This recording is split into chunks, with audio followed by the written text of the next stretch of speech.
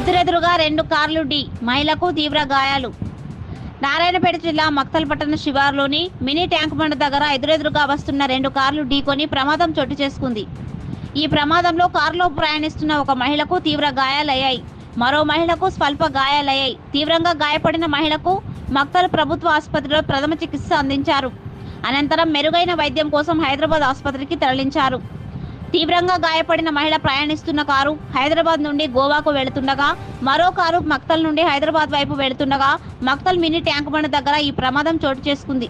గాయపడిన మహిళ ప్రయాణిస్తున్న కారులో 2 మహిళలు, 2 పురుషులు, ఒక 5 సంవత్సరాల పాప ఉంది. వీరు హైదరాబాద్ టోలీ చౌక్కి చెందిన వారుగా, మరో కారులో ప్రయాణిస్తున్న యువకుడు ఉట్కూర్ మండలం బిజ్వర్ గ్రామవాసిగా గుర్తించారు.